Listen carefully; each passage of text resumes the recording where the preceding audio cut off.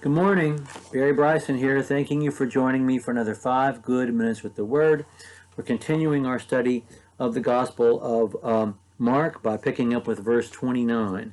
Mark chapter 1, verse 29. We're going to read through verse 39 today. Jesus has just been in the synagogue at Capernaum, large structure with a big congregation. He's preached the gospel and he's cast out a demon. Everyone's amazed, first at his teaching and then at the power that he exhibits. And it says, immediately after they had come out of the synagogue, they came into the house of Simon and Andrew with James and John. Now Simon's mother-in-law was lying sick with the fever, and immediately they spoke to him about her. And he came to her and raised her up, taking her by the hand, and the fever left her, and she began to wait on them.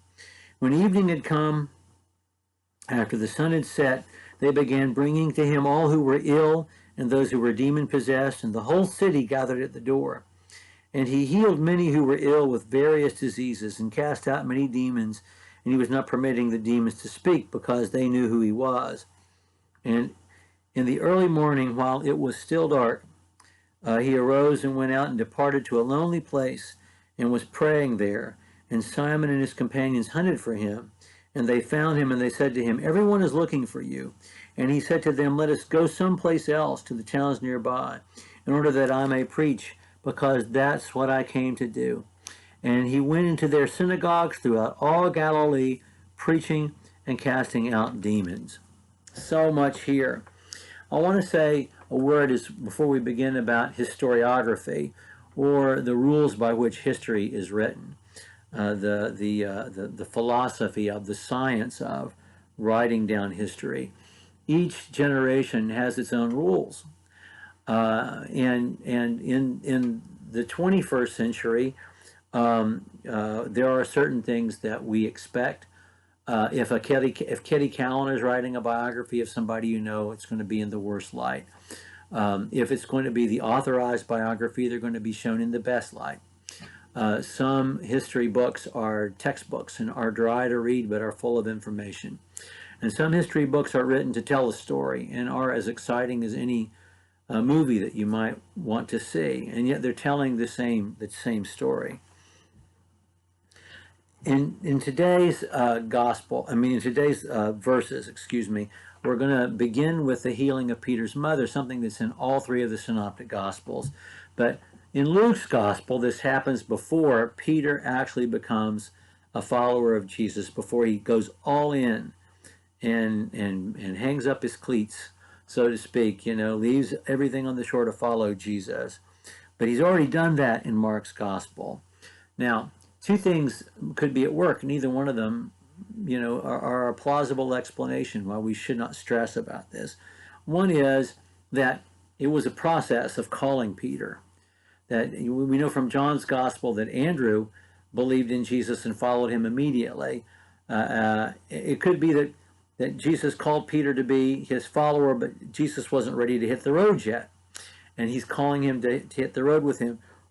Or it just could be that these things are out of order in one or the other gospels for a particular reason. It was perfectly acceptable to rearrange topics, events, and to arrange them thematically in a person's life. I mean, you don't put their death before their birth or anything like that. But we're going to see this in Mark's gospel. We're going to see it soon when we talk about Jesus and his dealings with the Pharisees. Those are grouped together. And I want to call your attention to the way we still write history that way. And perhaps the best received book of history written in the last 20 years is Doris Kearns Goodwin's Team of Rivals. That's exactly how that book is written. And so if Mark writes his gospel that way, he's not doing anything differently than Doris Kearns Goodwin has done when she wrote Team of Rivals. So let's not stress about this. Jesus goes to Peter's house, Simon's house.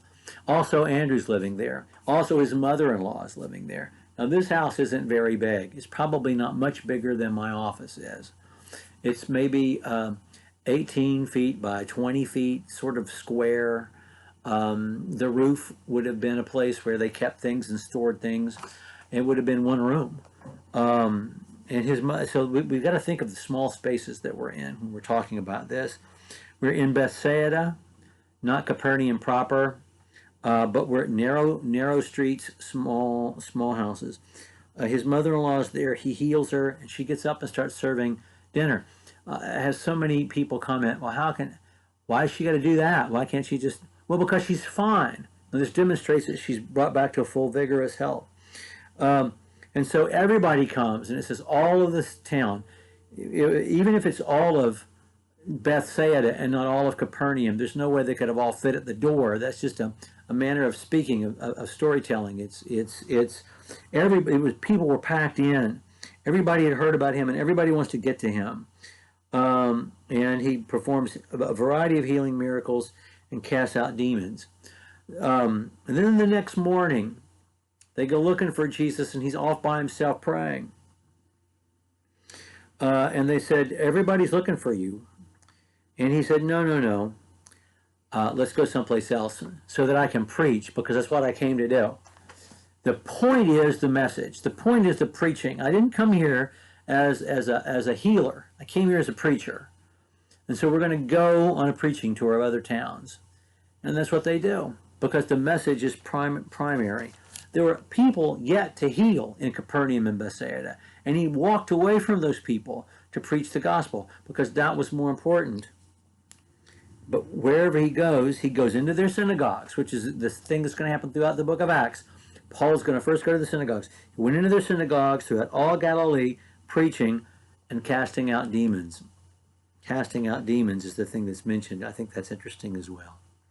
Okay, we're going to finish up chapter 1 next time with the healing of the leper. We've talked about leprosy a bit already, and we'll pick up in verse 40 then. Thank you for joining me for another 5 good minutes with the Word.